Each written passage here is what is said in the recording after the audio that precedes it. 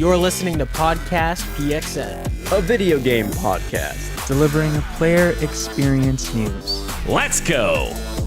What is up, guys, and welcome to Podcast PXN, episode 326. I am one of your hosts, Daniel Prindle, aka Dan is DTM on still Twitter, and I am joined by our resident Embark Glazer and my fellow Spartan, Gage Dempster at Gilbo Biggin. Reporting for duty, ready to glaze, sir. Glaze on, soldier. Ro is not with us this week. He is feeling under the weather, so wishes for him to get better very soon. But thank you to everyone watching us live and participating in the chat. Just as a reminder, we are live each and every Wednesday at 8 p.m. Eastern Time on youtube.com/@podcastpxn and twitch.tv/podcastpxn as well. Gage, the topic of the show this week is our Xbox Executive Roulette. We have leadership changes that have come to Xbox, and that is the fallout that we're about to talk about here.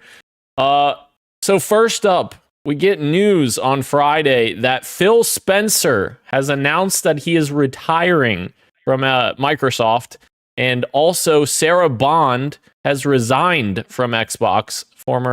Of course, Phil Spencer, former CEO of Microsoft Microsoft Gaming. Sorry. I wanted to say Microsoft Game Studios. Microsoft Gaming. And Sarah Bond, of course, was the president of Microsoft Gaming, Xbox, whatever you want to call it. So we got both of those little bits of news. And then we got the news of the replacement, which is the new CEO of Microsoft Gaming will be Asha Sharma, who is previously the president of Microsoft's Core AI product. So before we get into some statements here from everyone, off the rip, seeing a headline that former Microsoft Core AI executive was taking over Xbox was not a great thing to see in the headlines, especially with people's concerns about video games and the future of generative AI and what that looks like. A little bit concerning, I think, initial responses. Initial responses is it feels like okay, my take on this like oftentimes is pessimistic, because we have often theorized about the end of Xbox and what that might look like. And it feels like we've taken another step towards that out of nowhere much sooner than I had anticipated. That's my initial read on the situation. Now, as we get into her statements later, obviously she's trying to claim the opposite is actually happening. But that was my gut read. I don't know. What was your psyche like when you read the news as it was breaking? Very much a similar thought of okay. Doom and gloom. We're on the same page. The initial thought was I don't know what the fuck's going on.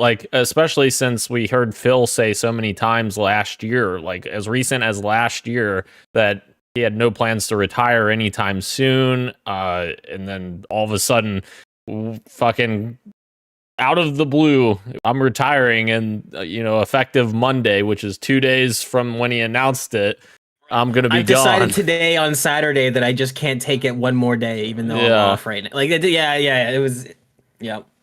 So I think we're on the same page from that initial reaction. It's just, and as we'll get into it, there's more stuff as well that made me concerned about, but first, we'll get into everyone's statements first here. So first, coming from Phil Spencer, Phil says, "It's rare in life to know when a chapter is closing, but after 38 years at Microsoft, that moment has arrived for me. I've made the decision to retire and begin the next chapter of my life.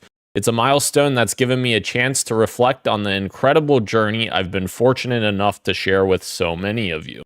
I'm excited for Asha as she steps into the CEO role. She's joining an incredible group of people, teams full of talent, heart, and a deep commitment to the players they serve. Watching her lean in with curiosity and a real desire to strengthen the foundation we've built gives me confidence that our Xbox communities will be well supported in the years ahead. Thinking back to my start as an intern in 1988, I never could have imagined the path ahead. I've been lucky to work with so many passionate creators, partners, colleagues, and players across the industry, people who challenged me, taught me, and made this work full of joy and wonder. Thank you to everyone who's been part of this chapter. This community has meant more to me than I can say. From here, I'll keep doing what's always mattered so much to me, cheering on the teams, pushing this industry forward, and playing alongside this incredible community. I'll see you online. I think a lot of what Phil's saying, like, it rings very like genuine to me, and I personally, I've always felt like Phil's been a very genuine person. Like, he very much is openly a gamer, and you can see that as he's playing like video games on his Xbox account live with everyone. Like, I don't think that anyone could ever question Phil Spencer's love of games. You know, obviously people could question many of his decisions he's made or other things regarding Xbox, but like, in terms of this guy's passion for video games, like, that is one thing that I think Xbox will definitely miss from not having Phil there anymore, is that passion for video games. Yeah. Yeah, like you said, there's very, very few times do we have CEOs of major corporations that actually have some sort of vested interest in like the products and the hobby that corporation serves or markets towards. And like you kind of said there, I can't say that all of that maybe necessarily always translates to better decisions being made, but it does at least give you a little bit of comfort knowing that this person is probably testing the products that are coming out. So like, I don't know. I don't think under Phil Spencer Xbox games could ever get as bad as they possibly could, because he would be there. You know that he would be there playing them, and if it was too crazy, then hopefully it would stop there. But I mean, I don't know when the good time is to talk about Phil's time with Xbox. I guess maybe later. I'm looking at the document now. Yeah, I mean, a fine statement. Yeah, okay, I'm seeing you update the document now. Yeah, I mean, sad to see him go. I do think, again, this is a hard episode to read when to break into discussions, but when not to. Right. It does seem like Xbox is in need of a shakeup. I would have hoped that it would have been a shakeup of strategy and not of personnel. I do think that there's a lot of criticisms to give Xbox lately. But I don't know. It's a fine statement. It does seem. I always try to read these things and try to decipher the CEO speak into what he's actually trying to say. But this one's pretty like. Right. This is pretty bulletproof in terms of being diplomatic. I do like how he starts off where he's like, sometimes you never know when a chapter is going to end, but mine's right now. It's kind of like, I read that as him saying, I didn't know I was on the way out, but here we are. Yeah, and I think for me, like what's always been neat about Phil's journey is seeing that he started as an intern at Microsoft and worked his way all the way up. It wasn't that he was a big name that Satya Nadella was like, yeah, you're CEO now, which is kind of what he did with his replacement. But I think that definitely says something about what kind of person Phil is versus someone that's just being brought in because they are already a very successful CEO at a big, Fortune 500 company or something. Like, I think, regardless of whether or not, which we'll talk about later, whether or not Phil had a successful run at Xbox or not, I think that is such a cool thing that you start at a company at literally the lowest of the lows and you make it all the way to the very top just from putting in hard work and caring about the product. I mean, that's pretty cool. That's supposed to be the American dream, right? Like that's it right there. And you're right. Like if nothing else, he is at least hopefully not the last, but he is absolutely a CEO from an era where merit could get you to the top, as opposed to just what seems to happen a lot nowadays, which is just CEOs swapping CEOs from one company to another, and everybody just kind of stays at the top. Whereas Phil, like you said, earned his way to the top, which is yes, impressive, and also kind of like let's try and get back to that. Let's try and have a little more of that. Yeah, agreed. So with that being said, a lot of people were surprised that Sarah Bond was not named his replacement, as she's kind of been positioned to be that without being said specifically, but like she's been the head person right there next to Phil in every step of the way, basically. So it was surprising to see that she had announced that she resigned, which I imagine the reason for that was because she was told that she's not getting this job. But she also has a statement here that she posted on her LinkedIn account that is actually, it's more pointed at her team that she worked with. This was a memo she sent out, but she also posted it on LinkedIn. She says, "Hi team, I know there's a lot of news to take in today. I'm incredibly proud of what we've built together over the past 8+ years. PC and cloud gaming are growing faster than ever. Our next console is well underway, and together we've helped lay the foundation for a more open gaming platform that spans devices and reaches players around the world. When we announced our intention to acquire Activision Blizzard in 2022, I committed to helping lead Xbox through what would be a critical period of change. Over the past 4 years, we've navigated that moment together and positioned the business for what comes next." I have words about this. "We took on some of the biggest challenges this organization has ever faced and did it as one team. With that, I've decided this is the right time for me to take my next step, both personally and professionally. We're living through a transformative technological era that will shape the next generation of our industry, and I'm energized by what's ahead. This moment also presents a unique opportunity for fresh eyes and new leadership to guide the team into its next chapter. I've had the privilege of spending time with Asha over the last few weeks, and as we've planned for this transition, and I've seen firsthand her deep commitment to our players, developers, and brand.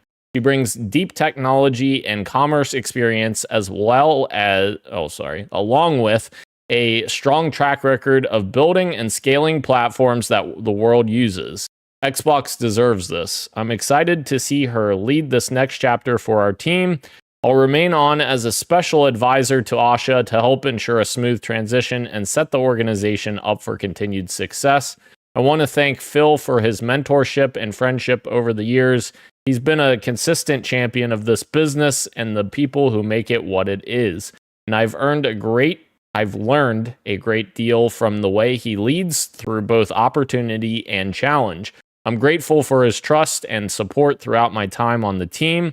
I also want to thank Satya for his sponsorship and support throughout my time at Microsoft. As I prepare to sign off, I've been reflecting on 3 simple questions I've tried to use to guide my days.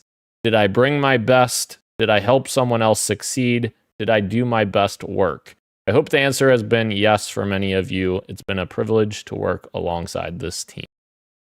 I think the second half of that statement was definitely a much more genuine response, but that first fucking half was like, holy shit, this is like a corporate person fucking just laying out all the details. I don't know. Right. Very, very by the books. Very script is the wrong word, but kind of like just textbook response.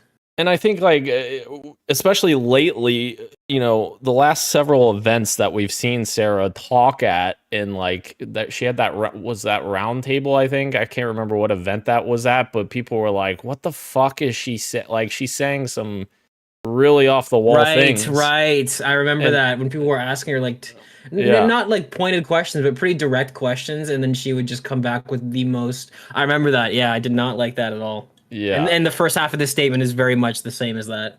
Yes. Yeah. And that possibly could be why she didn't get the promotion, because it seems like I don't know that she would have been a good pick based on, what she had kind of been leading Xbox towards, which we'll talk about here as well. Actually, I thought I put that. Oh, it's in here somewhere. I'll just say it right now because I know it's in here somewhere. But there was reports that Microsoft corporate was not happy with, Microsoft employees were not happy with her positioning Xbox as, a everything's an Xbox promotion. Like, she kind of got all of the brunt for that, because I guess that was mainly her plan, that everything's an Xbox. But I also think that that's, I don't know if it's the marketing language that she used that people didn't like, because basically every decision that Microsoft has been making the last like 3 to 4 years has been around, platform agnostic behavior, where, you can play these games basically wherever you're at. Like PC, you can play it, or Xbox, you can play it, or, I don't know if that was, so maybe it was just like, was it just the language people didn't like in that marketing? Here's my theory. My theory is that, and I read the same report that you did. I think it was maybe it was Tom Warren, or it was Windows Central. It was Jez Horton. It was one of those guys that's in the Xbox sphere that had that report. Here's my read on it, which I'm not, saying is the correct one, but this is what my gut tells me, is that a lot of senior people in Xbox, because you said corporate and then corrected to employees, but we should say that, like, from the report, I think it was talking about like high level employees, so not like CEOs, but like people that are in the that are, I don't think they're just talking about like studio hands. I think they're talking about like white collar employees at Xbox. But either way, my read was that some people probably thought, this is a gaming company, this is a console business, and here's this woman. Woman doesn't matter. Here's this person doing a whole campaign about how you don't actually need any of that stuff, which, like, if you're trying to think of, like, the far future, which by the way, this ties into her statement, which she references this in the second half. If you're trying to think of it from like a future perspective of, we're never going to need consoles anyways, let's start the boat now. That's a double-edged sword, because then for the people that are making consoles, right, for the entire divisions of Microsoft who come in and have a passion for designing gaming consoles, you're going out and you're turning on ads for your own company saying how actually you don't really need it that much. Your TV's a console too. That was my read on how that might have been unpopular in the Microsoft executive sort of field. Which I totally get, right? Because I think Christian also didn't really jive with that. I also didn't really jive with the whole everything's an Xbox thing. I get it. I understand what they're going for. And I get that cloud gaming can offer a lot to people that maybe don't have access to those things. But the problem that I think happened is that started becoming like the main push, as opposed to like, hey, if you don't like, all these great things we're doing in the console space, then also, by the way, you can also do cloud gaming. The roles were reversed, right? So that's my theory. That is my theory on that. Yeah. I did pull up, it is from Tom Warren's report. I just went ahead and pulled that up since we were talking about it.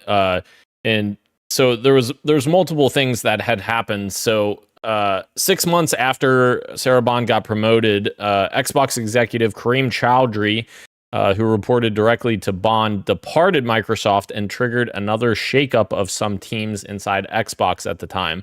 Chowdhury was key to Xbox's backward compatibility support and helped bring Xbox Cloud Gaming to life as xCloud in 2019. Just weeks after Chowdhury departed, former Xbox Chief Marketing Officer Jared West also left Microsoft in June of 2024. That meant the Xbox marketing team was now reporting directly to Sarah Bond. A month later, Microsoft delivered the marketing campaign that signaled that you don't have to buy an Xbox console anymore. So that does make sense why, obviously things are being pointed at her, because she took it over, and then they put out that campaign. So, and it also probably doesn't look good when your big idea at the Xbox company is to go, actually everything's an Xbox, like, you don't need a console, and then they're getting the statements every quarter like, oh, Xbox console sales down quarter after quarter, month after month. I could see how this all lines up into a storm where she thinks that she's doing the work of the future. This what this reminds me of? This reminds me of what's the is it Don Matrick? Who am I thinking of? Don Matrick. Look, you can stream TV on your Xbox and you can do all this and all that. Now, he was right. We were headed in that direction, but you were way too soon and people were not ready for it. And this kind of feels the same. Do you want an offline console? We have a console for you, the Xbox 360. Which his famous line right there. Oh my god. Fucking Matrick. Oh. Also on this report here, most of the current and former Xbox employees that Tom spoke to in recent days are relieved that Bond is leaving Microsoft. He's heard from multiple sources that Bond has been tough to work with and built a team structure that meant if you didn't follow the vision or questioned it, you were out. Most have praised her ability to strike partnerships with companies and developers, though. Yeah. It doesn't seem great from Xbox employees that are speaking to Tom about that. So that is a little bit concerning, but yeah. Sarah Bond, she's gone. She's gone. Now the part is it more concerning to be with the devil that you know, or is it more concerning to be with the devil you don't know? Which leads us to our next story. Yeah, exactly. Great segue. So new CEO Asha Sharma has a statement that she published on X, the everything app. No, it's Twitter. It's fucking Twitter. She had a very short post that says, "Today I begin my role as CEO of Xbox. Here are my 3 commitments. Number 1, great games. Number 2, the return of Xbox. Number 3, the future of play." That's it. That's her statement. But with that statement coming out, we then got a ton more information surrounding her and more clarifications and everything else. So she also said that they have no interest in making soulless AI slop.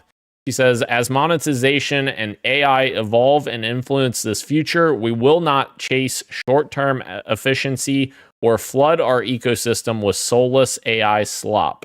Games are and always will be art crafted by humans and created with the most innovative technology provided by us. She also goes on to say that she has no tolerance for bad AI, and says AI has long been part of gaming and will continue to be, but great stories are created by humans. So a bit of a mixed message there, but first half of that's really good. Yeah. But what we have to wait to find out is, does that mean she has a really good idea of where to go, or does that mean she has a really good PR team? That's true, yeah. That's true. So not to cut you off, I do not like she did this thing that I think I talked about maybe on this podcast before. But she's doing the thing where she's conflating AI and what it's mean over the years, where AI has long been a part of gaming. Like, not really, not in the sense that we're talking about. Right, Gen AI. The AI in 007 is not the AI of chatbots nowadays. It's not the same thing, but right. I knew that this was going to happen sooner or later. Right. Yes. So back to Tom Warren's report to get more information on this as well. Xbox employees that Tom's been speaking to have been concerned about the Sharma appointment, particularly because of her previous role as an AI executive at Microsoft. There's also concern about her lack of industry experience in entertainment and gaming. Sharma has been clear she's not a gamer and has spent the weekend responding to people on X and even taking game recommendations. Some Xbox employees worry that she'll force AI into everything Xbox does, but Sharma was clearly ready for that reaction, saying, as monetization and AI evolve and influence this future, we will not chase short-term efficiency. I said this before, or soulless AI slop. But the other concern is that she's appointed by Nadella, who is the CEO of Microsoft, as some kind of executioner of the Xbox console. Her memo doesn't suggest that, and Microsoft could have easily appointed Matt Booty into that kind of role. Well, fucking Matt Booty, fuck me. He got a promotion too. Well, we didn't talk about that. I know we both totally steered clear of that because fuck, this guy keeps failing upwards. Yeah, he's basically the head of content now, which is like fucking Matt Booty needs to fucking be walked out the doors. Anyways, so they could have appointed Matt Booty into that kind of role to push game publishing instead of the Xbox console. And Tom gets the impression from sources that Microsoft wants a turnaround and is worried about losing Xbox as it's one of its only remaining successful consumer brands, which I find interesting because Windows is a very successful consumer brand. So I don't quite agree with that, but anyways, those who know Shawarma better describe her as enthusiastic, willing to learn, and very capable of getting teams to execute on a clear vision rather than coming in as a product executioner. She also has a history at Instacart and Meta of overseeing platform launches and getting people to use products, the type of user acquisition that Xbox has failed at in recent years. Sharma's non-gaming credentials don't mean she can't do a good job at Xbox, but it will still be a tough gig to step into the shoes of Phil Spencer, who is widely respected inside and outside of Microsoft.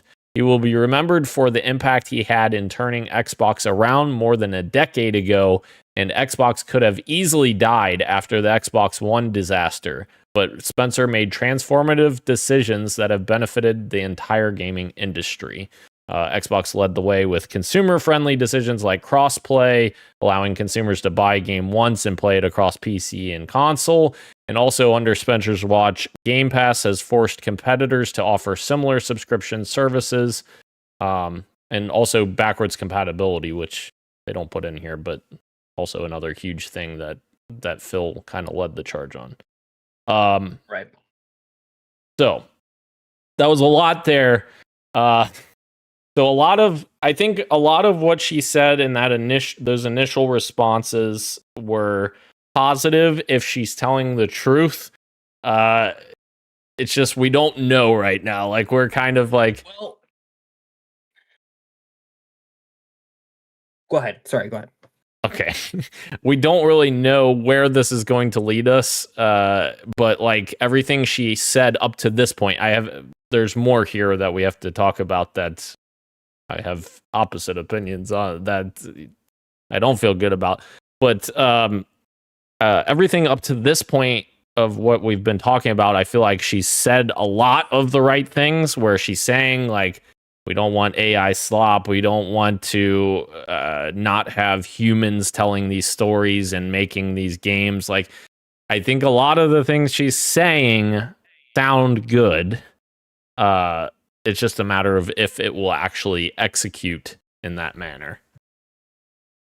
Right there, but in that report that you just read, or the article you just read, there is another piece of context that we can use to again maybe decipher some good news from this, which is that yes, she was assigned by Satya Nadella. Yes, she was working in the AI department. But as this guy just pointed out, her expertise and a lot of her earlier success comes from product launches, right? They mentioned Instacart, which is now a staple. They mentioned Meta, which, like, whatever you want to say for Metaverse, the actual headset was a huge success and is now a staple. So to me, that actually kind of maybe is counteracting the doom and gloom I'm feeling where this does, again, looking at it from a CEO, from a utilitarian sort of point of view, they're installing somebody who has a history of really good product launches to Xbox at a time of, dire slumps to me, that does signal that could mean that they are planning to give Xbox one last chance under a new sort of direction. In terms of what she's saying, yeah, I mean, we already talked about that. Where it's like, if it means nothing, then it's just good PR.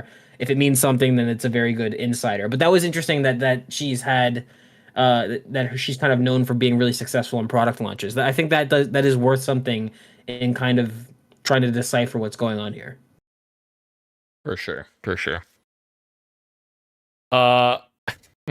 And then we get into some of the, like, this is one of the things I sent to the PXN chat, and I was like, I don't like this. She posted a reply to Smash JT, which I don't even know who this guy is, but he is a major grifter. He is an absolute fool. Okay.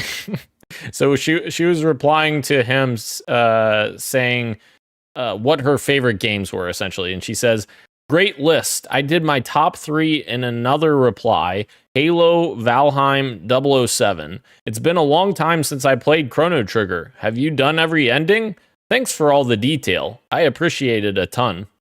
It's like, I read that and I was like, is this fucking ChatGPT? Because it, like, that, especially that last part, it read very much like ChatGPT.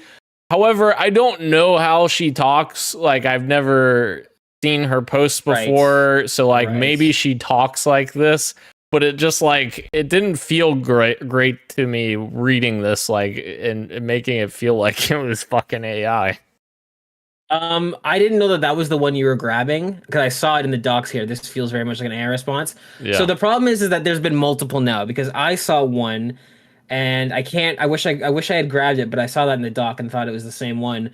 There was one where the beginning of her response was almost verbatim a Grok type response, where somebody had said something to her and she was like, well, how did she word it? She was like, "Hey, thanks for letting me know. I hadn't heard about that yet." And I was like, and it went on for like a paragraph, and I was reading and I was like, this really, like, with the same example you just brought up, but what I'm getting at is that there's now multiple instances of me reading something and going, this does not pass the smell test. This does. And obviously, like you said, the correct answer is we have to wait to see her in front of a microphone, and then maybe it'll make sense, and like, oh, this is how she talks.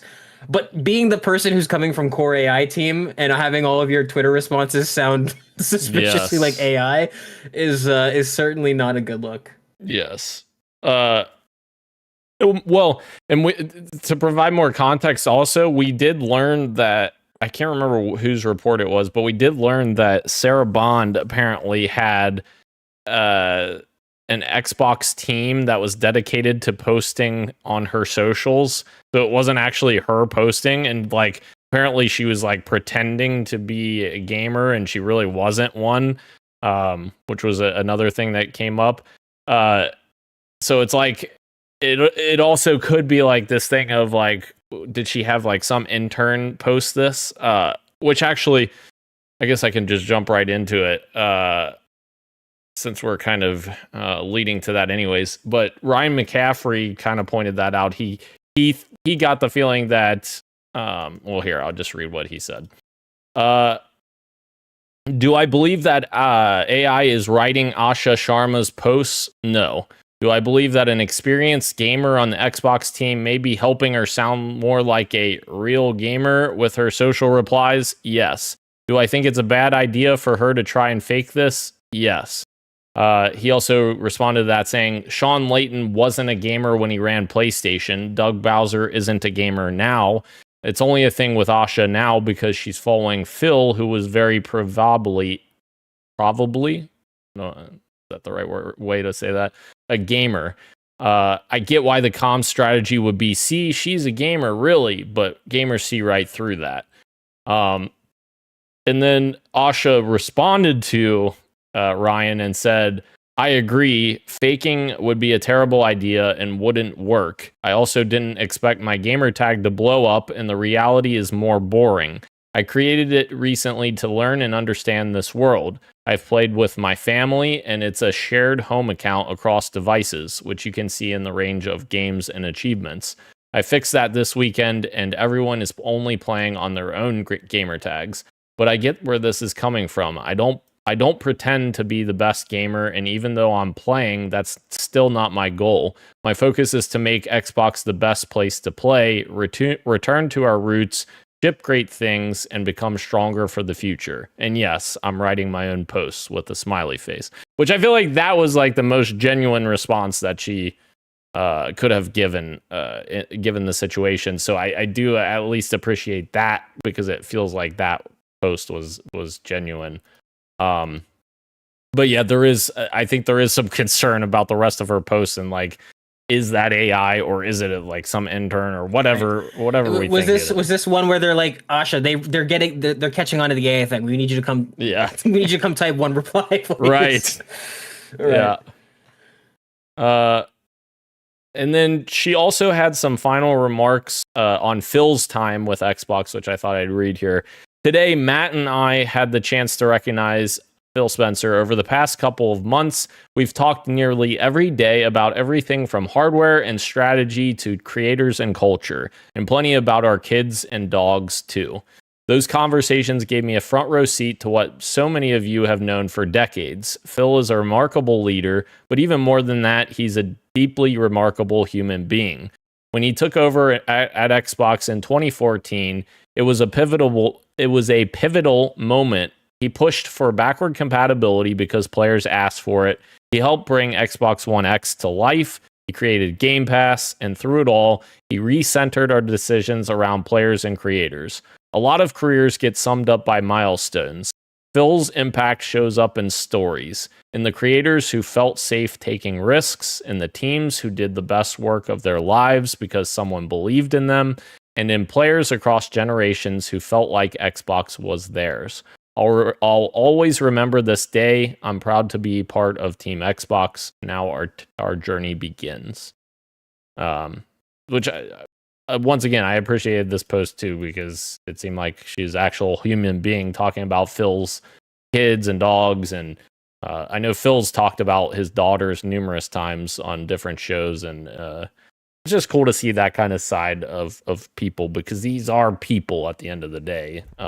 It's just, we're hopeful that they're going to help build Xbox into what could be a better brand and better for gamers, rather than, flush it down the toilet. Yep. I agree. So we're kind of jumping around a little bit, but it's like there's so much here. We also got a little bit of a interesting comment from original co-founder of Xbox and console designer Seamus Blackley, who expects, quote, Xbox, like a lot of businesses that aren't the core AI business, is being sunsetted. They don't say that, but that's what's happening. I expect that the new CEO, Asha Sharma, her job is going to be as a palliative care doctor who slides Xbox gently into the night. It would have been shocking if they had somebody in there in a meaningful role who was passionate about games, passionate about the creator-driven business of games, because it would be in direct conflict with everything else Microsoft is doing. Microsoft is a company that is now about enabling its customers by enabling AI to drive things. That's at odds with the auteur model of any art, but specifically of games. I think I hear what he's saying here, but I don't really agree with what he's saying here, because I think the difference is if this was before the Activision acquisition, I think that I would be more like inclined to say red alert. Like there's major concern here. Like I could see where he's coming from when he's saying this. But after the Activision acquisition, the gaming segment of Microsoft actually represents a much more significant portion than it ever has before. Like I want to say Microsoft Gaming takes up like 7 to 9% of Microsoft, something like that. How much of total Microsoft? Yeah, 7 to 9% is what they represent now, which back in the day before Activision was acquired, that probably would have been less than 1%. Like, right? Like that would have been a tax write-off if they closed Xbox. But now it's like, right. I feel like they can't just say like, yeah, we're closing down Microsoft Gaming or Xbox, whatever you want to call it, overnight. Like, could it happen, years and years from now? Yeah, I could see that possibly happening. But like in the short term, like next 5 to 10 years, I don't see it happening because of the Activision factor. Like there's just too much money there at the moment. But if that money starts drying up, then Daddy Microsoft's probably going to be coming down and saying, all right, we need to reevaluate this. I half agree with you and I half disagree. It depends on what he's talking about when he says Xbox. Because when we talk about Xbox, there is now almost like two different entities that exist within one, which is there is Xbox the platform and there is Xbox the publisher. Because they've purchased Activision, I totally agree with you. Xbox the publisher is not going anywhere. But I wonder if I'm trying to be charitable to this guy, because again, his reaction was my initial reaction when all this broke, right? Like as we said, my gut reaction was this is not good. So if he's meaning like her job is to shut down the hardware division of Xbox and transition this into Microsoft Windows Gaming or whatever, which becomes a giant publisher house, that I don't think is totally out of the ballpark. I think you're right. There's no shot that Xbox in its entirety, they're not just going to let that $70 billion go to waste. But I think there is an angle where I can see what he's getting at if I'm reading the subtext correctly, which is that he's talking about the platform and the hardware, which I think is still on. I think that's still on the board. It's still in the game. I'd like to believe it's not possible. Like I said, with her history of launching products, hopefully she's here for a relaunch of the brand. But I totally, dude, with everything that happens in our timeline, in our universe right now, I think it's unfortunately well within the realm of possibility that we see this next Xbox be the last physical hardware. Again, assuming things don't turn around, because Xbox has been on a very much downwards trajectory. And then we see them slink into sort of like a publisher role, like EA, where they don't have where Xbox becomes 4 to 5% of Microsoft, and they totally cut the whole R&D and all of the hardware and all that stuff. So I don't know. I could see it. I could see it from both sides. Yeah, and maybe he meant it by the hardware specifically, because I just skimmed it real quick while you were talking again. And it's not really clear what exactly he's talking about. It is kind of vague. Yeah. So maybe he's talking about the hardware, which if he is talking about the hardware specifically, then yeah, I agree, because like, I mean, that's been Microsoft's plan this entire time, basically, anyways, right? Like their plan has been to basically become a PC anyways, and just have you play on PC and, play wherever you want to play. I think the question is Asha going to revive the console business and say, hey, we need to make money from building hardware once again, and by doing that, we're going to make certain things exclusive again, or whatever else incentivizes people to go buy the actual hardware, which is interesting because in the past, video game consoles were always sold at losses, and then you would make up the sales in software sales. It was basically being subsidized, and nowadays that's kind of been flipped on its head, because like Nintendo makes profit on Switch 2 sales, Sony makes profit on PS5 sales, and I would assume Microsoft's making profit on Xbox sales still today. And so it's like it's a completely different structure than what the video game industry used to be back in the day, where they were just trying to push people to buy software in order to make up for the hardware losses. So yeah, it is interesting. It's very interesting. Yeah.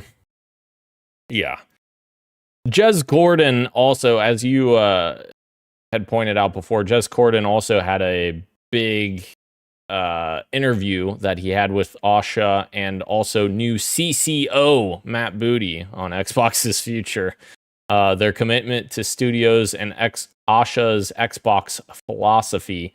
So there's a lot added to that as well. I don't even think I could cover everything that Jez went over there, but I mean, it's really a lot of the same things that they were saying already, rejecting AI created games, preserving Xbox Game Studios culture, building the next 25 years of Xbox and what that looks like. So yeah, there's a lot more information there. I think if you want to read more from Jez, go check him out on Windows Central. But yeah, he had a huge document that he posted after an interview with them. Yeah, and then to close like this segment, Ryan McCaffrey tweeted it, but this came from IGN. Again, new Xbox leadership has confirmed that there is no Microsoft pressure to increase AI usage. We're committed to art made by people, they said. I think that with any new technology, it brings possibilities as a tool, but even more important, especially now, we need to draw lines on what we won't do. That's what I attempted to do when I shared my opening letter. I will not flood our ecosystem with slop. We won't have a careless output. We won't have derivative work. I deeply believe in the words that I shared previously there. So again, saying the correct things. We'll see what the actual action looks like, and I do find it a little bit hard to believe that Satya Nadella isn't saying we need as much AI out there right now, because he's doing it with a lot of the other Microsoft divisions right now, where they're requiring AI usage across the board. So yeah. Yeah, I imagine that AI will increase in Xbox. I mean, it feels like that's just the way it's going. And I do notice that whenever there's a response to this concern, the response has two parts, which is like the first part is no, which is the part I don't believe. And then the part and then they'll say we're not going to load it up with AI slop. There will be a little bit. Like that's kind of like my pessimistic read on that, right? Because in her original response too, she said something similar where she's like, we're not gonna overload it with slop. It's like, no, but there will be some. You guys are gonna use some AI. Yeah, hopefully we just again, I feel like we're gonna have to make concessions, and if Ro was here, I mean, he would probably want to skin me alive for saying this, but like, AI is probably coming for the concept artists. Like it is gonna make its way into some aspects of it. We just have to hope that we keep it out of the writing, we keep it out of the voice acting, we keep it out of like the tangible. Again, there's no way to. I'm not saying that concept artists aren't incredible. I own lots of concept art books from movies and games and TV shows that I love, and I hate that it's happening. But I'm just saying that there's gonna be some aspect that like it's coming. It is definitely coming, and I guess I'm just saying that I hope it stays out of the most critical aspects of gaming, which sounds cruel and callous, but I promise that's not how I mean it. Oh, I love how when you said that Ro might skin you alive if he was here, as soon as you said that, I was looking at our stream and realized that I fucking had Ro's name on your fucking picture. Gosh damn it. So Ro's been here the whole time. You've been Ro. I am Ro, and I actually approve of that message. I understand what he's trying to say, regardless of how it might come across. Thanks, Ro. Whoopsies. I fixed it now. It's fine. It's fine. Okay. So before so we're gonna have a couple more things here, and then we'll get out of the topic of the show.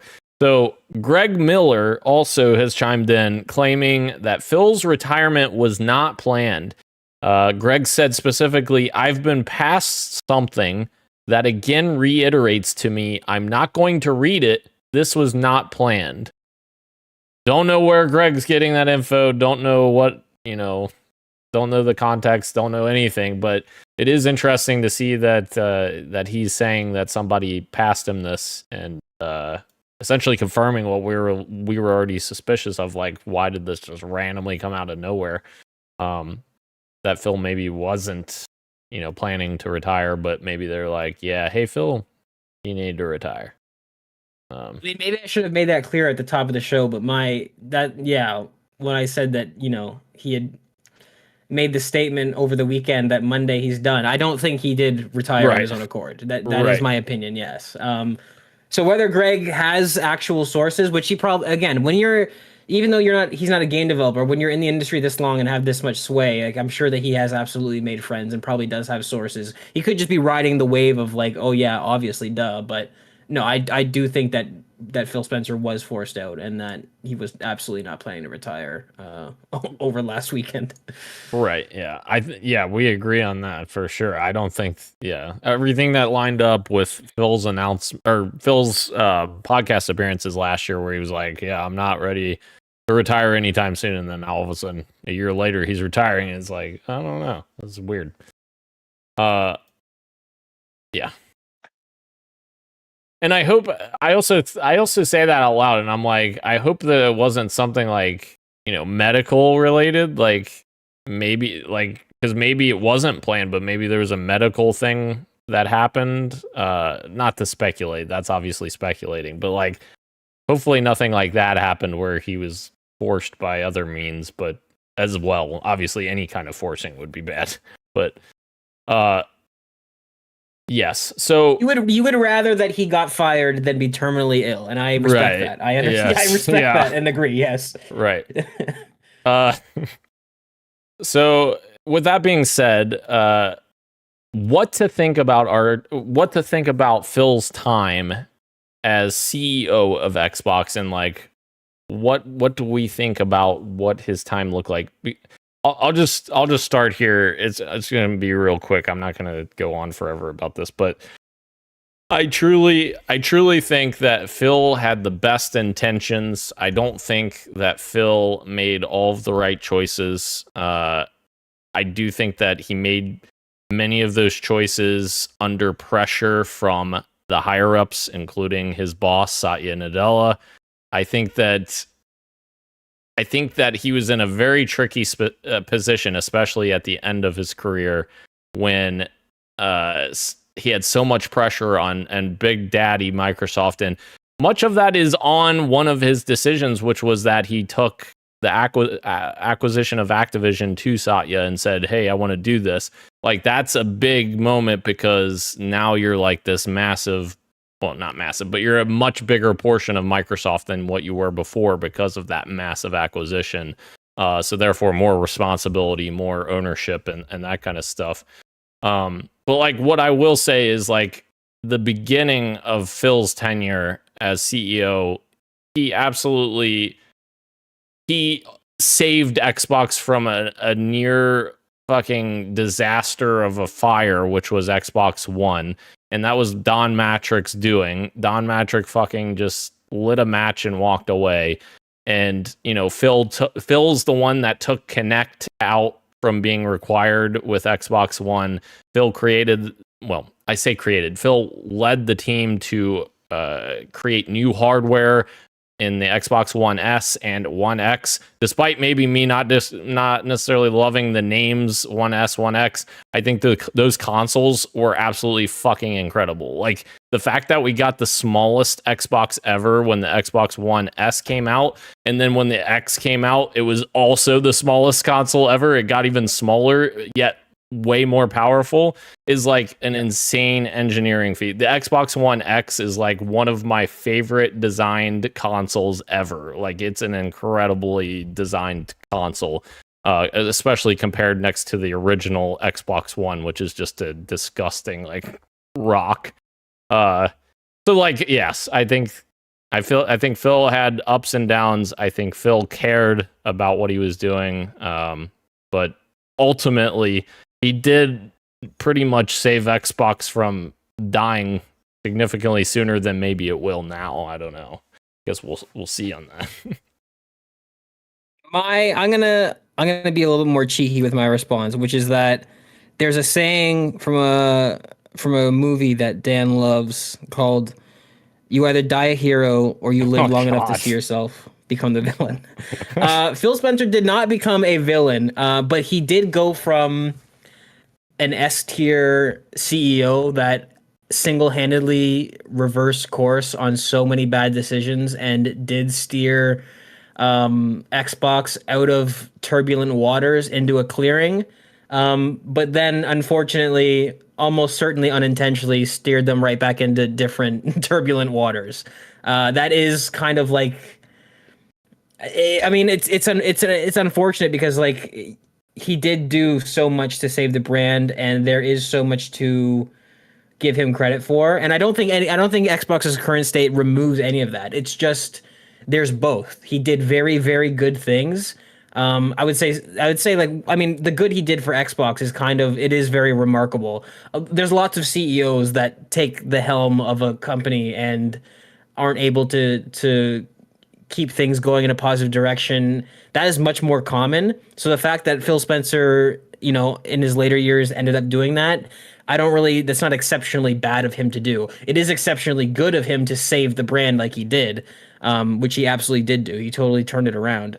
But I do think that like the Activision acquisition, maybe if we look back, in 4 years and Xbox no longer exists, that might be like sort of like a nail in the coffin moment, right? Like that was a huge gamble. I don't think it paid off. So he did, yeah, I think that he possibly might have done more damage than he intended to in his later years. But yeah, I mean, Phil Spencer, what he did for backwards compatibility alone, like he pretty much, like you said, he didn't create it. He wasn't sitting behind a desk coding it. Right. But him deciding to put resources towards that has kind of had a ripple effect in the industry. And as somebody who loves old school gaming and consistently plays 360 games, Glenn in the chat, Glenn, who watches at home, loves playing his 360 games, loves booting up his Conviction. I mean, that's a huge thing in and of itself. And that's something that maybe has that even paid off for them, right? Has the amount of money and R&D they put into that, right, have they really gotten their monies back from that? Maybe not, which unfortunately might be from the CEO's from his boss's point of view, might be another reason why he's gone. But for us, that is such a gift to give us, right? Because that is so consumer friendly. So yeah, I am definitely going to remember a lot of the positive things that Phil Spencer did. And I think he did some really, really great things. But it'll be interesting to see, looking back in 2 or 3 years, to see how this all unfolds, because unfortunately I think there will be a lot of ripple effects from his decisions, both good and bad. Yeah, and like we have a lot to thank Phil for, but backwards compatibility, you're right, is a huge thing, because without backwards compatibility, we would have never known that Dan was the best Splinter Cell agent that there ever was. Glenn gets shit on. All right. Glenn's in the chat. Sorry, Glenn's in the chat saying, "Oh yeah, baby," meaning that he is confirming that you are in fact the Splinter Cell champion, which is a crazy thing for Glenn to admit. I never would have thought I saw the day of Glenn admitting that, but here he is. Here he is in the chat. Boom. He was probably responding to something else, and that was just bad timing. But you know what? I'll take the dub. That's another one. You should not have said any of that, and you should have just let the rage bait simmer. Yeah, that's true. Yeah, he's already raging. He's typing away right now. He is. Okay. Let's close out the topic of the show with, what do we have to look forward to / be concerned with Asha? I'm just going to talk about what to look forward to with her, because I feel like I've already talked about all of my concerns with her, and I have a lot of them. I think one possible bright spot or thing to look forward to about her is maybe a fresh perspective on what is happening at Xbox, and seeing if a different approach changes anything for how Xbox is viewed, both in a consumer lens and in a developer lens, because a lot of developers aren't even making games for Xbox anymore. And I think that's maybe partially because of their lack of support for the hardware, and hardware sales dipping quite a bit. but also it's just like the brand itself seemingly is on a downward path, and hopefully she can make some decisions to reclaim some of that good faith, and maybe we get an announcement for a new console this year that maybe reinvigorates and re-energizes that excitement. Oh my God, Glenn.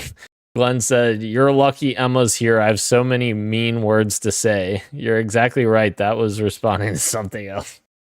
Oh my God. You should have just said nothing and just let it. Yeah, I should just let it play cook. out. You're too pure. You're too pure of spirit. In terms of what are we looking forward to? Yeah, I mean, like I said with my little theory crafting earlier, which is kind of similar to what you're saying. Assuming that Satya Nadella put her here because of her track record, that leads me to believe that maybe she is here to help reinvigorate and launch something, the next generation of Xbox, and to be there at the ground level and help, like the report, like the article said, help the team get focused on a launch sort of vision, and then in 2 years' time, somebody, God help us, not Matt Booty, but it certainly seems like that might happen.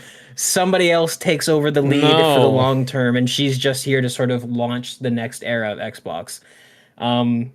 So I mean, I don't know. We'll see what the future holds, but fingers crossed. That is what all of this means, and I would love an announcement this year if the next Xbox is coming in 2027. If it's not coming out until 2029, like PS6, then I can just don't announce it too early. Just right, wait. But. And also just throw Matt Booty into a locked room and throw away the key. Anyways, that is our topic of the show, a massive topic of the show this week. So, Gage, let's jump into some quick bites. Elder Scrolls 6 will officially return to Bethesda's classic style of game, according to Bethesda director Todd Howard. He said, of course, that they took detours with Starfield and Fallout 76 and are looking to return to their classic style, which that's exciting for me in terms of returning to their classic style of game. I have something to say. Go ahead, finish your thought. I have something to say about this. It's exciting to me because I loved that classic Bethesda style of gameplay, and it's also exciting because that means Fallout will probably do the same thing when they make the next mainline Fallout game. I'm not as big into Elder Scrolls, so it's not as big of a deal for Elder Scrolls 6 specifically for me, but the implications of that after with Fallout is what I'm hopeful for. I have a totally different read on this statement, and I could be wrong, so I'm not saying this from a point of authority, but I think you're falling into the trap that Todd Howard laid out with this statement, which is that it feels like in disguise he's saying, don't worry, the next game will be well received like the old ones, because when he says classic style of game, what is so different about Starfield than Skyrim or Fallout? When you think of core gameplay mechanics, yeah, it is almost exactly a Bethesda game. There's not really now Fallout 76. Fallout 76, I'll give him. No, you really got to think about the moment-to-moment gameplay. Opening up your inventory. I've got 16 wheels of cheese. Oh, sorry, in Starfield there's squares of cheese. But listen, the issue with Starfield is the procedural generation side of it, because Starfield very much felt like it didn't have the handcrafted feel because of the procedural generation. Like, there wasn't a handcrafted massive world for you to explore where a developer purposefully... Well, no, listen, where a developer is purposefully putting things in certain spots and having certain story elements in certain spots. Like, I don't think that... Maybe you're not appreciating necessarily how like handcrafted Fallout 3 and Fallout or not Fallout New Vegas, sorry, that wasn't them. Fallout 3 and Fallout 4 to an extent, not as much of an extent. And Skyrim, like how many events on the map, like you go to, you meet the little kids at Little Lamplight in Fallout 3, and like that's a very handcrafted area of the map with these kids that are in these like cave systems, and you go in underground and you find the ghouls, and like there's all these like handcrafted things that I feel like are missing from Starfield. Like Todd has talked about that in the past, where Starfield has handcrafted things in it, but like Starfield as a whole, to me, doesn't feel handcrafted. So this is where we disagree, in that if you are playing the story of Starfield, it almost entirely takes place on handcrafted areas. So you've got the main city of the green lush world.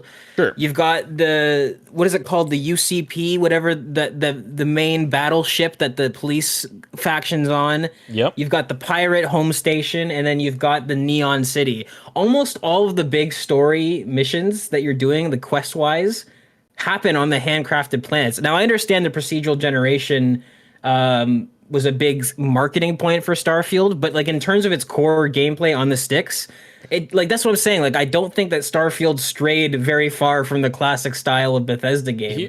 So to me, this is very much a statement of trying to be like, don't worry, the next game will be good, because we tried to mix things up a little bit. I really don't think they did mix things up all that much. I didn't. How much time did you spend exploring barren planets? I spent almost no time doing it in Starfield. Yeah. Here's where I would push back though a little bit, because like for me, a lot of the amazing moments of Fallout 3 wasn't even in the main campaign. It was in these side moments that you're going to these towns that you maybe wouldn't have visited if you were just doing the main story. That is a good point. That's a good counterpoint. That is a good counterpoint. Like Fallout 3 specifically, like you could beat that game's main campaign like super quickly if you just mainline the whole thing. But like that's not what makes Fallout 3 great. Like in fact, like I think that the overall story of Fallout 3 is largely like, you know, inconsequential. It's not that, you know, not that crazy of a story, right? Like I think that the smaller things that you're finding on the maps as you're going is like what's building that world for me and like making it so much more exciting than something like Starfield, where, you know, your side quest is to go to this planet and do whatever the fuck you're doing there. I don't know. It's maybe a little bit of hopium mixed in there, but like also like the acknowledgement that I don't think that Starfield is necessarily the same. My worry is that Starfield, for all of its faults, like the shipbuilding was like the coolest thing, and that was a big new addition to the classic Bethesda formula. So when I read this, I'm saying my worry is like, is this going to be a handcrafted Elder Scrolls game, but with no big swings, like no big shipbuilding feature or no big something, because they're so scared of the reception of Starfield? That's my worry. Now you might be right, and they might be mostly talking about the procedural element to it, which in my mind, when I think back on Starfield, I barely even think about. So that could be my own misreading of it. I hope you're right, but I was definitely worried when I read this. I thought that meant that they're just gonna do the Bethesda thing of like, well, what worked 10 years ago is good enough, which they need. Like they need something, right? They need. And this is the thing. The one new thing that they did with Starfield is probably the standout thing. Like I don't remember anybody complaining about the shipbuilding. I mean, there were some limitations on it that people didn't like, but I thought like a lot of people were like sharing their creations, and people were making Pelicans from Halo and like the Normandy from Mass Effect. So I think that they do need something. They need an X factor with Elder Scrolls 6. But no, I hope your read on it is true, which is that they're just going back to handcrafted, which I would have to imagine that they would be. And I don't think that they're gonna like shy away from big swings either, because like the crafting of spacecraft in Starfield, I feel like is very much an evolution of their civilization builder that they had in Fallout 4, where they kind of took their first swing in that foray. Like that was the first moment of having like that creation type system that they have. So like obviously they did it in Fallout 4 and then maybe expanded upon that to make it, you know, more interesting with spaceship building in Starfield. So like I still see like that kind of thing still being incorporated in their games, kind of like Fallout 4 was, and have something like where you can build like little, I don't know, civilization, or not civilization, not entire civilization. We're not building civilization. Yeah, I know what you mean, like bases. What is it? City, like city management almost. Yeah, exactly. And so I could see that in Elder Scrolls to kind of continue. There was a name for it in Fallout. What is it? Because they almost certainly refer to it like internally as that. What was the word? It's not city. Oh, settlements. That's what it was. Settlements. Yes, you're right. Yeah. Yes. An evolution of that for sure would be cool in Elder Scrolls. I saw rumors a long time ago on my leaked forums that I like to go to.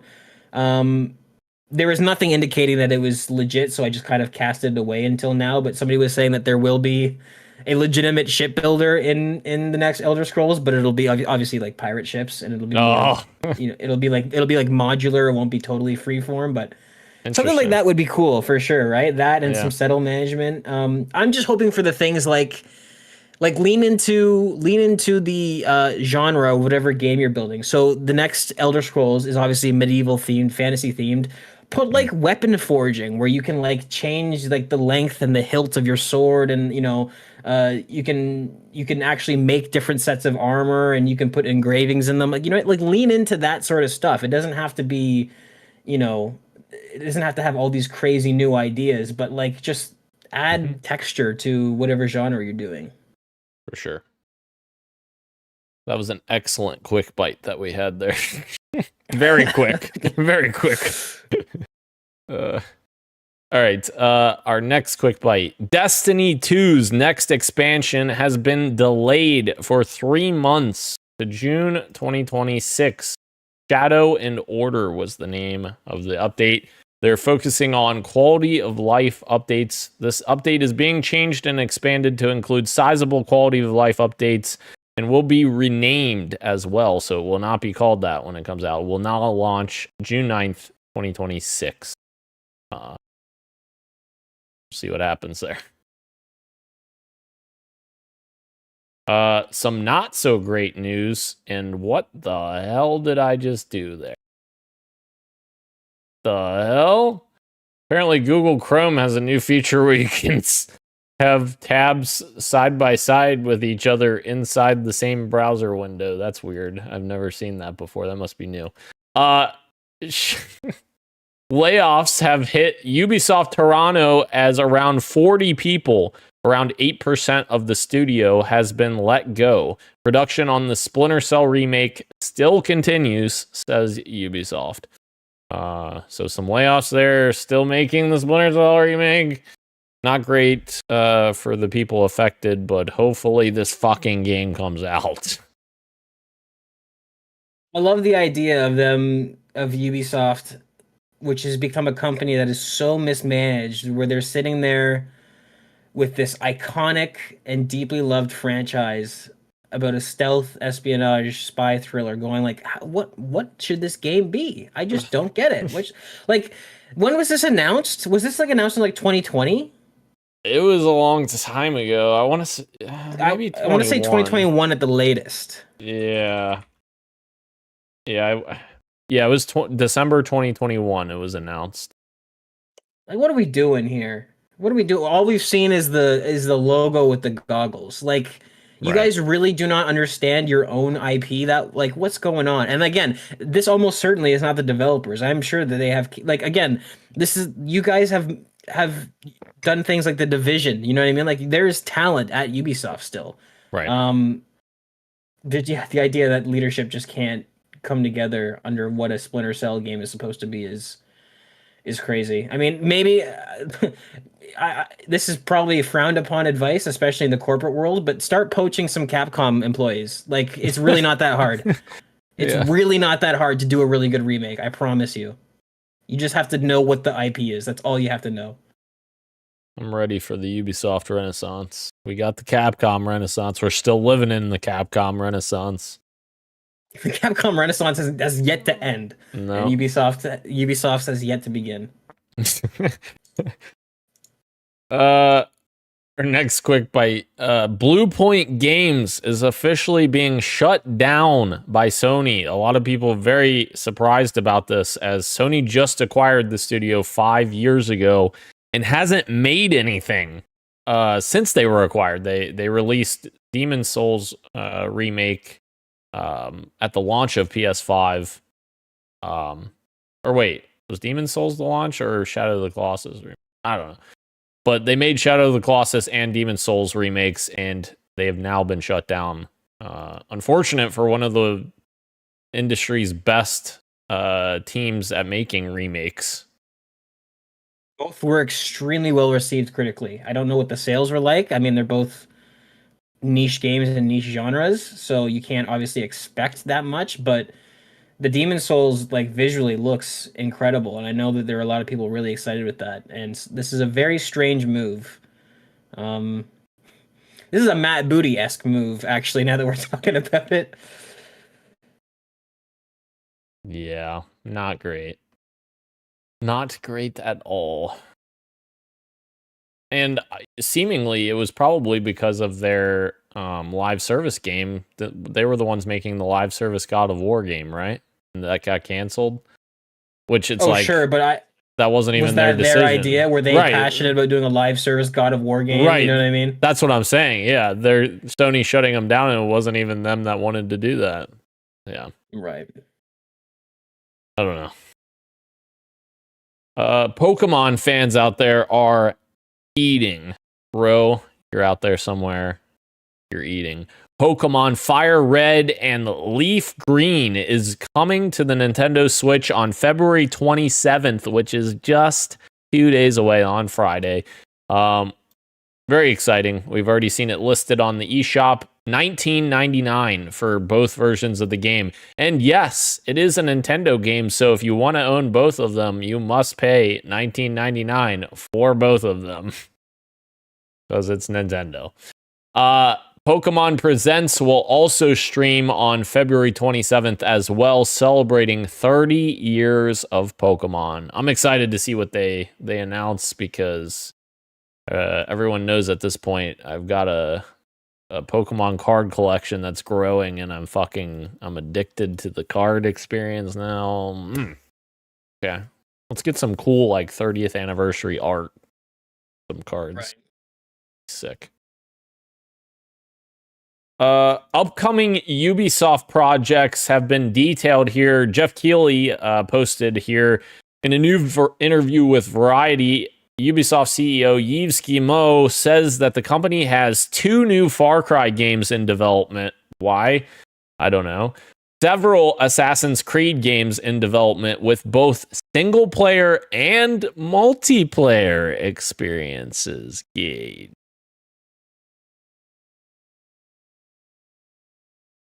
You're not gonna like what the what the multiplayer Assassin's Creed experience is, but I'll save you from that torture until later. Here's the thing. You say that, but I loved the fucking Assassin's Creed multiplayer that was like blending in and shit. I loved that so fucking I know, which much. is why I will save you from the torture of what this project actually is. Wait, you know more details? I do. I think we've talked about it on the show like a year ago, and then you've probably rightfully blocked it from your memory because you couldn't believe it to be true. Oh, you're talking about the hub, right? The hub. The Fall Guys, Assassin's Creed parkour game that they're doing. Wait, what? I don't remember Yes. this. What the fuck? This has been reported on by multiple people, including Insider Gaming. That is currently somehow and also they did an article like 3 months ago. It's survived the latest like slashings of games that they're doing. There's gonna be a Fall Guys like parkour knockoff. Hopefully there's something else too, but that's the one that's got a lot of steam at Ubisoft right now. As I've said, this company is mismanaged beyond belief. Fuck, I was excited until... Okay, well, fucking A. Somebody fucking save Ubisoft from themselves. Capcom, please. Jesus Christ. Capcom, just acquire Ubisoft and fix them. If Capcom just got all of their IP, dude, wow. That would be incredible. That'd be great. I'd be down for that. Okay. We got an update on Netflix's BioShock movie. The director Francis Lawrence will be his next film. It will aim to start production in 2027, with the script being based on the first game. Take-Two wants to also release of the movie to coincide with potential new games in the franchise, which timing would be right, because Cloud Chamber has been working on a new BioShock game for literally almost a decade at this point. So surely that game's going to be coming out at some point in the next couple years, right? Surely. You'd hope. It was announced in December of 2019, so 7 years ago we got an announcement for that game. Ugh. All right. Marvel's Wolverine has been dated for September 15th, 2026. That's literally all we got, seemingly to try to cover their tracks for shutting down Bluepoint Games. So like, oh yeah, here's Wolverine's release date. Everybody get excited about this. You like PlayStation. You like us. Don't forget. We do good things. Yeah. And lastly here in the quick bites, to celebrate the 25th anniversary of Halo, we have coming November 10th, which is the 25th anniversary, Halo the Master Chief Omnibus collects the 3 updated classic novels, The Fall of Reach, The Flood, First Strike, with new cover art and sprayed edges, which is sick. I love that sprayed edge. With new cover art by Isaac Hannaford, who is one of the OG concept artists from Bungie back in the day, which is very cool. Great concept art. I love that. And interesting, the date timing of this. It makes me wonder if Halo Campaign Evolved was gonna originally come out on that day, but now Microsoft's having like cold feet because of a game called GTA 6 that might release around there. Right. Anyways. All right. Moving into Fantasy Critic check-in gauge. Let's see if anybody had any new pickups for the week for 2026. February 21st, we have one pickup here, and that is, oh, wow. Oh. Somebody seeing his updated scores, no doubt. No, I'm seeing this pickup by Christian. Magpie 512 has acquired the game Marathon with a bid of $3. I think he may regret that. I think so too. Marathon is out on March 5th, so very soon. Christian has drafted it for his team. We'll see how that pans out for him. I don't know, Chief. I don't know. Also, we have one game update since last week, and that is Resident Evil Requiem, which is out on Friday for Halo is Evolved publisher, which is my publisher, and it is sitting at an 89 on OpenCritic right now, giving me 19 points. Let's go, Capcom Renaissance. Let's go. 89 points. Incredible. 89 score, sorry. 19 points, yeah. 19 points. Incredible. All right, so that puts us at an update of last place is now Christian with 0 points, 0 games released. Third place is me with 19 points with just 1 game released, Resident Evil Requiem, of course. And then we have UncRaider.gov, Gage's team, that is in second place with 31 points with just 2 games released. And then in first place right now, our reigning loser, and that is Roe. He lost completely last year. He was in 4th place last year, but now he's in first for now. But he has 4 games already released for only 37 points. He's going to need to recover a little bit. Yeah, that's tough. Our our upcoming releases: Resident Evil Requiem on February 27th. That's Friday. That's me. We have Marathon March 5th for Christian's team. He just picked them up. Gage has Monster Hunter Stories 3 Twisted Reflection coming out on March 13th. And that is all of our games through March. We got a big April coming up, though. I'm excited to go over those. We'll go over those soon. All right. That's our Fantasy Critic check-in. Gage, let's jump into what you got for me. Dan, what you got for me? Well, Dan, good news for you. I have still been playing Arc Raiders. I have not stopped playing Arc Raiders. We had a hell of a run last night. Me, you, and Christian squatted up for quite a few matches last night and had some successes. We got into the Red Room, and that was a fucking hellish hellscape.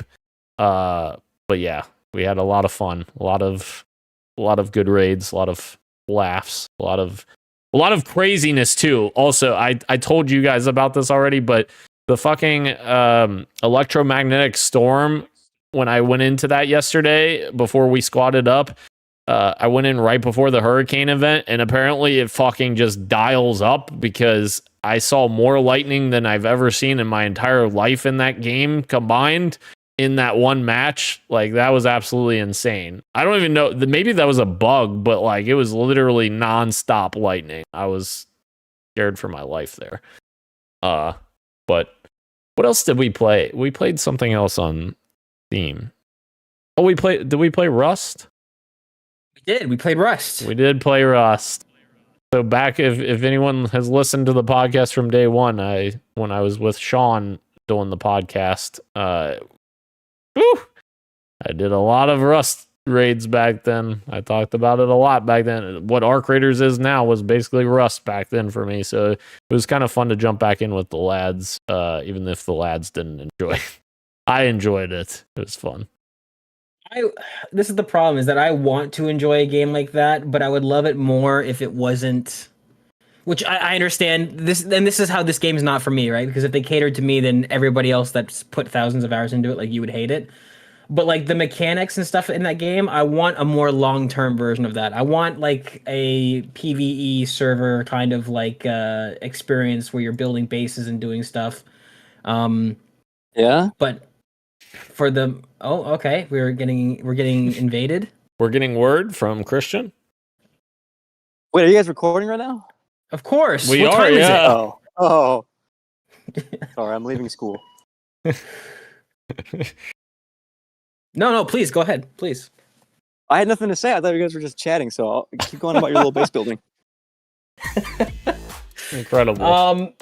Yeah, no, like I said, it's fun. It's just I can't. Something about the session based just doesn't work for me. I will say though, Rust has one of the best night times in a game with a day-night cycle. I wish more games, especially games that are supposed to be horror or even maybe like action based, had the balls to do what Rust does, which is like, yeah, nighttime's actually dark and you need a light source to see.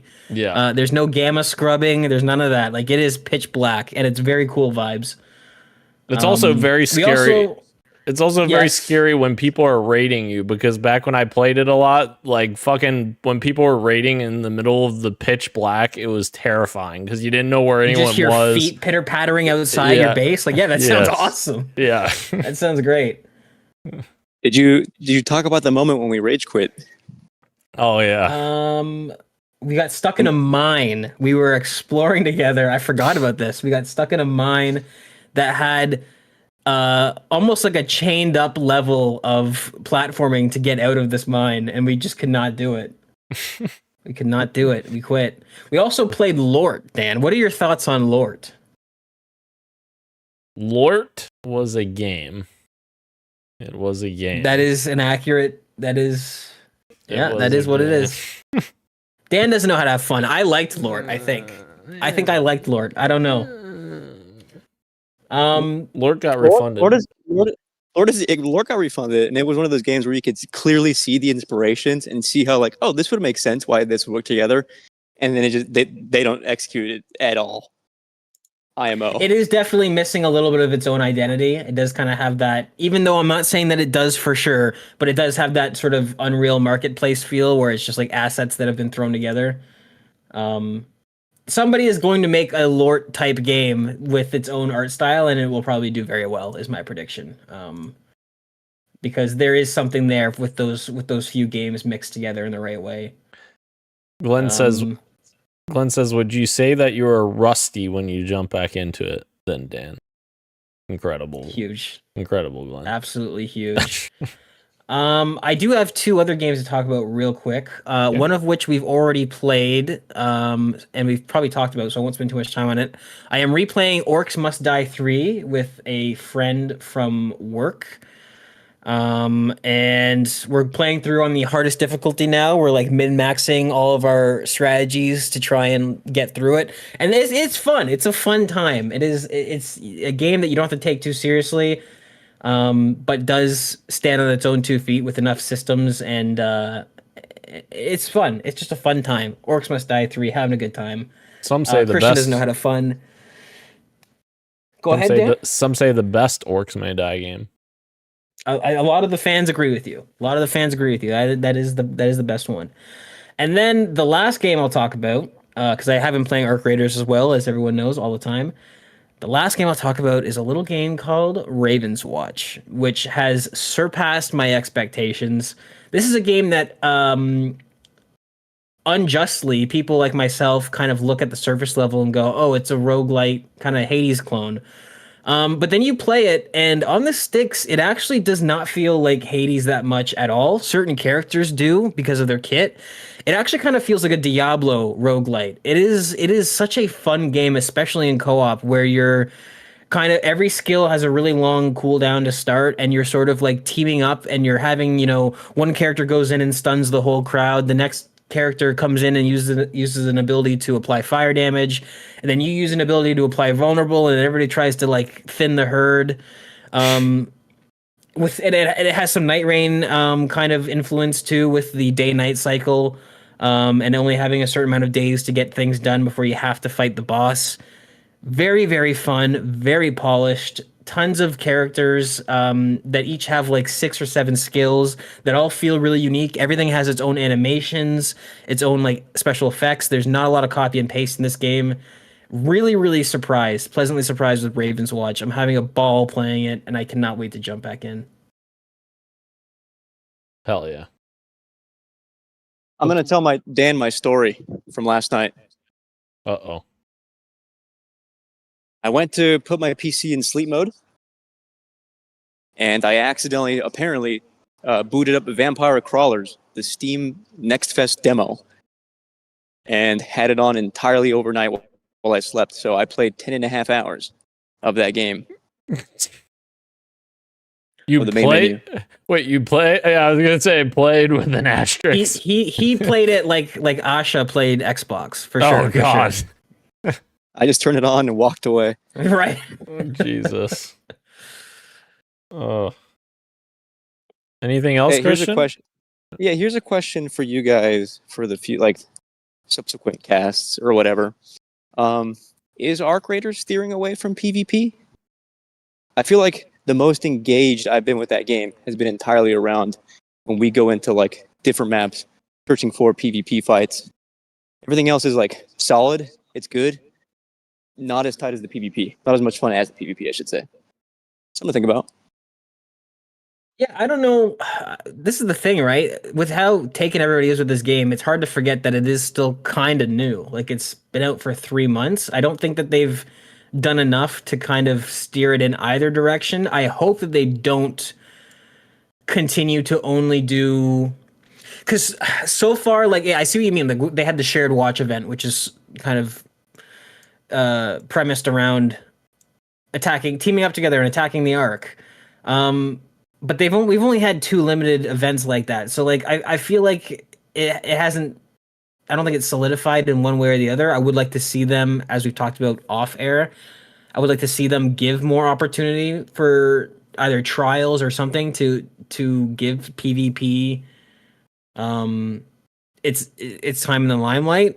Yeah, like I don't think they've done that yet, but they certainly, if they keep doing stuff like this, it will feel like that, and I think that will be a detriment, absolutely, because the combat and the shooting is like the best part of this game, and when you really have to put that in overdrive is when you are fighting other players. So of course that's when the game shines, right?